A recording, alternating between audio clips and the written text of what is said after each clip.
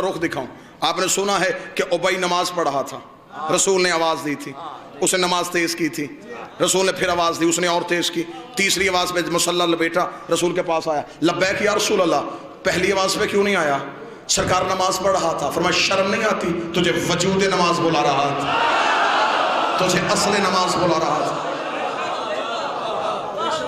تجھے وجود نماز نے بلایا.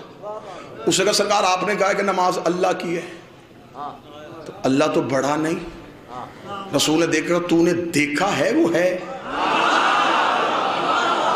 سرکار نہیں, سنا ہے نہیں, اس اللہ کو دیکھا نہیں, اسے کبھی بولا بھی نہیں, مانتا کیوں ہے؟ سرکار آپ نے کہا وہ ہے. فرمایا وہ بھی تو میں ہی بلا رہا تھا.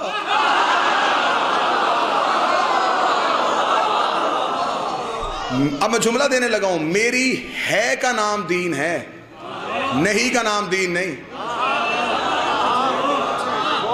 میں نے بلایا بس. یہ تو واقعہ آپ نے سنا. تصویر کا دوسرا رخ دیکھنا. ابئی رسول کی محفل سے اٹھا اور صحابہ کی محفل میں چلا گیا. صحابہ نے کہا ابئی آج چہرے پہ یہ اداسی کیوں؟ ابئی نے کہا آج بوڑھا ہو گیا تھا, آج پتا چلا ہے, شریعت کے مسئلے سے بے خبر رہا. آج مجھے نبی نے پاس بلا کے سمجھایا ہے کہ جب نبی آواز دے تو نماز توڑو اور نبی کی آواز پہ لبیک کہو. یہ مجھے آج پتا چلا ہے. اللہ کی نماز توڑ دی جاتی ہے نبی کے بلانے پہ, اللہ کی تسبیح روک دی جاتی ہے نبی کے بلانے پہ.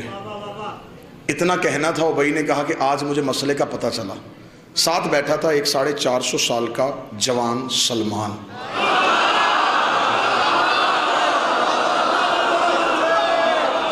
کیا کہنے, یہاں تو لفظ کا لہو سوال ہی پیدا نہیں ہو. سینے میں تھا اس کے تمغہ ایمان. اٹھ کے کھڑا ہو کے لگا کیا کہا تو نے ابئی؟ تجھے آج پتہ چلا کہ نبی بلائے تو نماز توڑ دی جاتی ہے, تجھے اب بھی نہیں پتہ چلا؟ اس نے کہا اچھا سلمان ابھی بھی نہیں پتا چلا. سلمان نے کہا کل میرے پہلو پہ کھڑا ہو کے نماز پڑھ, تجھے میں بتاؤں کہ وجود صلاۃ کسے کہتے ہیں, حقیقت صلاۃ کسے کہتے ہیں. جس ماتمی نے فرش میں نہیں بیٹھنا, تم نے فضا اور خلا میں جا کے مودت اور ولایت علی کا مزہ لینا ہے. سلمان نے ابئی کو اگلے دن اپنے پہلو میں کھڑا کیا. سلمان نے مصلی پہ آئے, سلمان نے عبادت شروع کی, سلمان نے نماز شروع کی. سلمان نے تکبیرۃ الاحرام اللہ اکبر کہنے کے بعد سلمان نے کہا بسم اللہ الرحمن الرحیم الحمدللہ رب العالمین الرحمن الرحیم مالک یوم الدین ایاک نعبد و ایاک نعبد, ہم تیری ہی عبادت کرتے ہیں. ایاک نعبد پہ سلمان آئے تھے یا نبی کی آواز سلمان. سلمان نے وہیں سے مصلی چھوڑا, نبی کے قریب آئے, لبیک یا رسول اللہ. سلمان پیاس ہے, پانی کا پیالہ پلا. سلمان مشکیزے سے کیا, پانی کا پیالہ بھرا, بسم اللہ پڑھ کے نبی کے قدموں پہ بیٹھا. نبی نے پیالہ پانی کا نوش فرمایا. نبی نے سلمان کو پیالہ دیا. سلمان نے پیالہ رکھنے کے بعد ہاتھ جوڑ کے کہا یا رسول اللہ اجازت. ہاں سلمان واپس چلے جا. سلمان مصلی پہ کھڑا کہا ایاک نستعین اہدنا الصراط المستقیم صراط الذین انعمت. سلمان نے نماز کو شروع کیا. جدھر سلمان نے نماز کو ختم کیا, ابئی نے جلدی سے نماز ختم کی. نبی کے قدموں پہ جا کے لگا بڑھا ہو گیا ہے بطول کی دہلیز میں سجدے کرتے ہوئے, جسے ابھی تک اتنی معرفت بھی نہیں ہوئی. جب اس نے نماز توڑی تھی, اس نے نماز کو سرے سے کیوں نہیں پڑھا, اس نے نماز کو شروع سے کیوں نہیں پڑھا, اس نے وہیں سے آ کے نماز کیسے شروع کر دی؟ نبی نے بلا کر سلمان تو نماز توڑ کے آیا تھا, جی مولا تو نے سرے سے کیوں نہیں شروع کی؟ نبی کے قدموں بیٹھ کے تھا مولا تجھے تیری عزت کا واسطہ پہلے بتا میں نے توڑی کب تھی, میری ٹوٹی کب تھی؟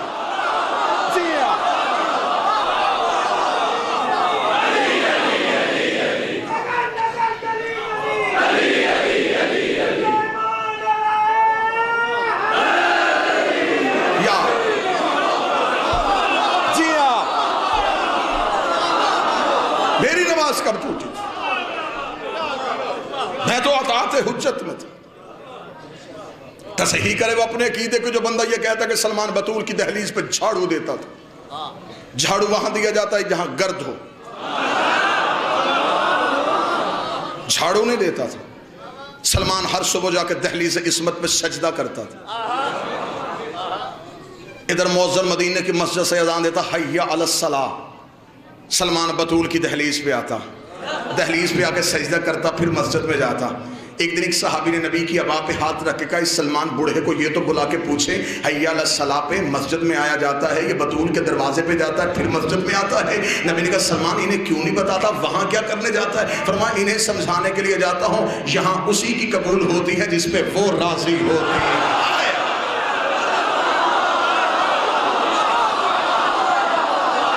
جی آپ سب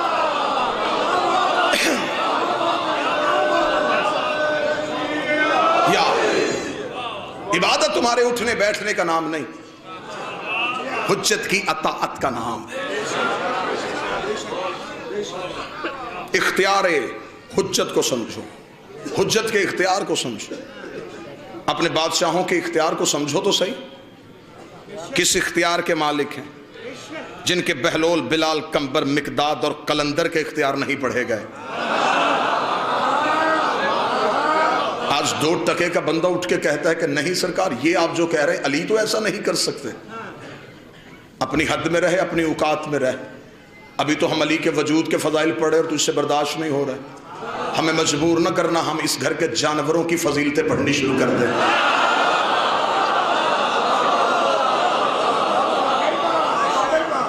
آج 2 ٹکے کا بندہ اٹھ کے کہتا ہے 14 غیب جانتے تھے؟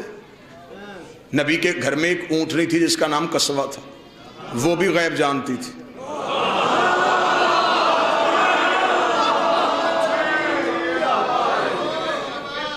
میں شہزادی صاحب کی بات کی پختگی کر رہا ہوں، میں تلاوت بھی کر رہا ہوں اور چہروں کی زیارت بھی کر رہا ہوں۔ سرکار نے کہا تھا کہ آپ کو یہاں پہ سارے ہی ماننے والے ملیں گے، اور الحمدللہ میری نظریں کہیں بھی ایسی نہیں ٹھہری جہاں ایک ہلکا سا شکن بھی شک کا آیا ہو۔ حجت کے اختیار کو سمجھو، حجت کی طاقت کو سمجھو۔ نبی کے گھر میں اونٹنی تھی، وہ غیب جانتی تھی۔ سنی کتابوں سے ثابت کر دیتا ہوں، مسجد کا مولوی بھی ثابت کر دیتا ہے۔ رسول مکہ سے ہجرت کر کے جب پہنچے، سارے لوگوں نے کہا یا رسول اللہ ہمارے گھر مہمان بنے۔ رسول نے کہا کسی کا دل دکھاؤں گا ناراض ہو جائے گا، قصوہ کی مہار چھوڑ کے جہاں یہ بیٹھے گی۔ ایسا ہے یا نہیں؟ وہ بیٹھی آ کے ابو ایوب انصاری کے دروازے پہ، اسے کس نے بتایا تھا کہ یہاں بیٹھنا ہے؟ جس اونٹنی پہ چند لمحوں کے لیے نبی سواری کرے وہ عالم غیب ہو سکتی ہے، اور جس کی خود رسول سواری بنے۔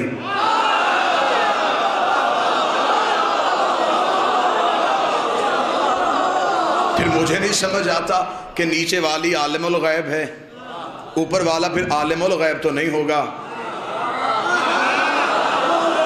کوئی تو بندہ ہوگا جو ساتھ میرے چلے گا۔ اگر نیچے عالم الغیب ہے پھر اوپر تو عالم الغیب نہیں ہوگا، پھر اوپر تو کوئی عہدہ اور ہے، تو منصب اور ہے۔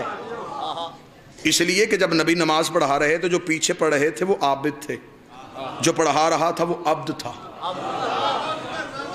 سبحان اللہ اسری بعبدہ، خدا نے خود اسے عبد کہہ کے بلایا۔ جو پیچھے تھے وہ عبد نہیں تھے، وہ عابد تھے۔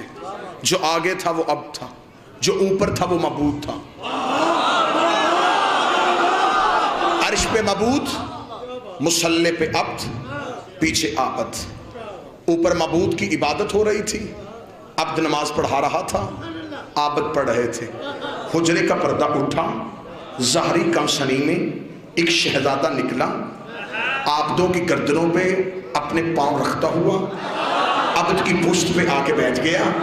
عبد کی پشت پہ بیٹھ کے اس نے معبود سے کہا اب نیچے عبد ہے، تو معبود ہے، اب بتا میں کون ہوں؟ پیچھے عابد رہ گئے، آگے عبد ہو گیا، تو معبود ہو گیا۔ آواز کتائی حسین نیچے نہ اترنا، میں تجھے تیرا عہدہ بتانے لگا ہوں۔ پیچھے عابد ہیں، یہ عبد ہے، میں معبود ہوں، تو ابا عبد اللہ۔